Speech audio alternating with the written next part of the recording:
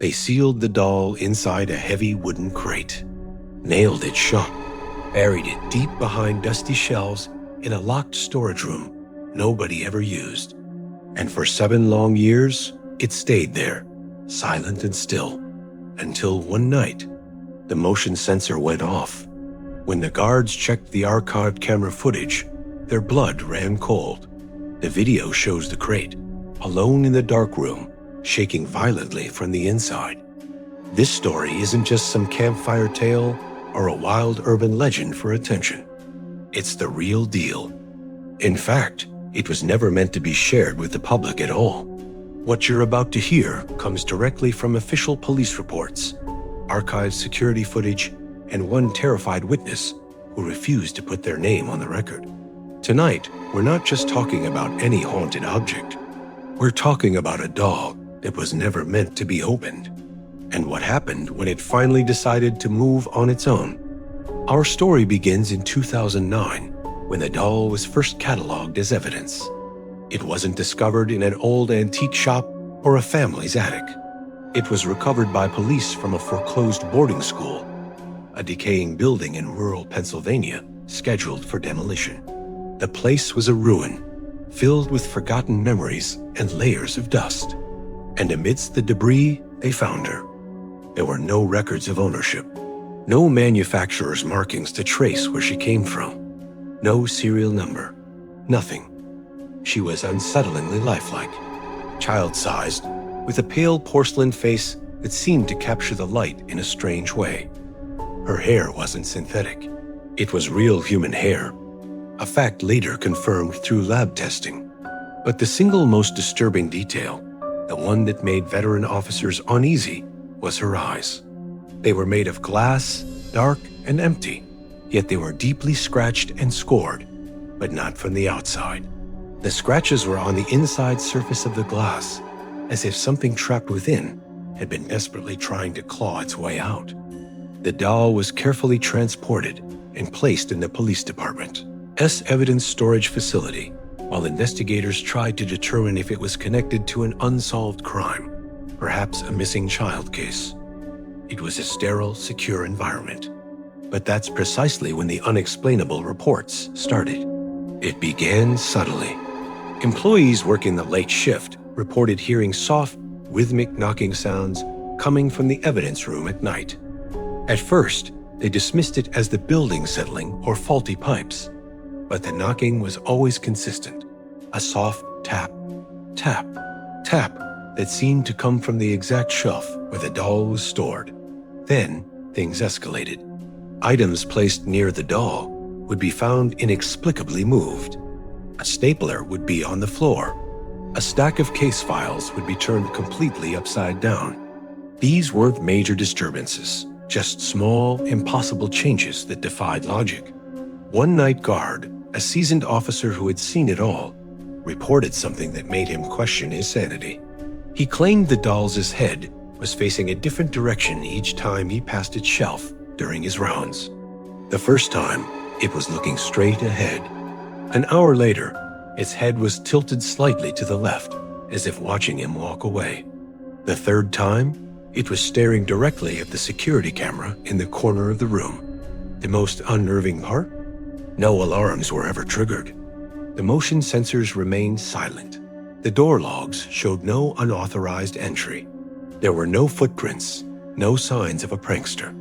There was simply no logical explanation.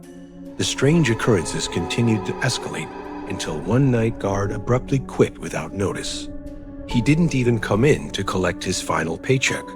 He simply left a hastily scribbled, handwritten note on his supervisor's desk. It read, "It watches when you don't." That was it. He was never heard from again. That note was the final straw. The department couldn't afford the liability or the growing fear among its staff. An official decision was made to seal the doll away permanently, to remove it from sight, and they hoped from mind. They didn't just put it in a box. They took extreme precautions. First, they wrapped the entire doll tightly in thick black fabric, obscuring its face and form. Then, they bound its arms and legs with heavy gauge wire, immobilizing it completely. It was placed inside a custom-built, reinforced wooden crate. Just before they nailed the lid shut, one officer who was present would later report hearing a sound he couldn't explain. A faint, almost inaudible breathing sound, like a shallow sigh, coming from inside the fabric wrapping. He told himself it was just the air escaping the cloth. He had to. The crate was sealed with long, heavy nails. It was marked in bold red letters, "Do not open. Authorized personnel only." It was then moved to the back of Storage Room C, a rarely used annex of the facility, and hidden behind stacks of old, forgotten shelving units. It was locked, secured, and officially forgotten. Or so everyone thought. 7 years passed. The story of the creepy doll became little more than a whisper, a strange departmental legend told by older officers to scare the rookies. Life went on, until a routine system upgrade brought the past screaming back into the present. Technicians were tasked with reviewing old security logs from across the facility, checking for glitches and data corruption. That's when they found it. A flagged file from 7 years ago, from a camera that should have had nothing to report. The date was logged. The time was 2:17 A. The event, motion detected in Storage Room C. The technicians pulled up the footage. The room was dark, silent, and completely empty, except, of course, for the rows of shelves. And buried behind them, the crate. The low-resolution, black and white footage shows the crate suddenly shift. It's a small movement, just a slight jolt, but it's undeniable. Then, it stops. For 30 agonizing seconds on the recording, nothing happens. The technicians watching likely held their breath, wondering if it was a digital artifact or an earthquake tremor. And then, it moves again. This time, it's slower, a deliberate, grinding motion. The crate slides a few inches across the concrete floor, as if something heavy inside was carefully and methodically adjusting its weight, testing its confines. The footage ends there. No one opened the crate after that discovery. The fear was too real. But when staff were sent to inspect the room the next morning, they found something that was, in many ways, more terrifying than the video itself. The "Do Not Open" label, the one that had been securely glued to the outside of the nailed-shut crate, was now gone. It wasn't on the floor. It wasn't anywhere in the room. In its place were tiny scratch marks on the wood, and a small peeled corner of the label was found on the inside of the crate's air hole. It had been peeled off from the inside. Shortly after this incident, the doll was quietly transferred out of police custody.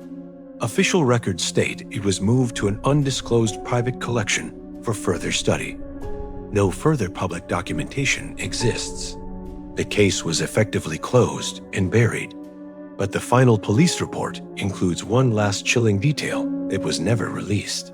When the professional movers came to transport the crate, they noted its weight. And according to their logs, it was significantly lighter than the weight recorded 7 years prior when it was first sealed. It was as if something inside had left. And there's one more thing.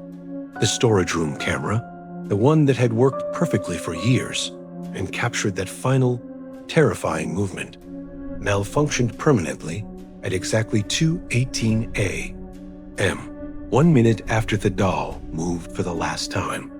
It never recorded another frame. Somewhere out there, that doll is no longer sealed in a crate.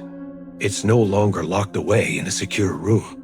And if one day, this story and this video suddenly disappear from the internet, you'll know why.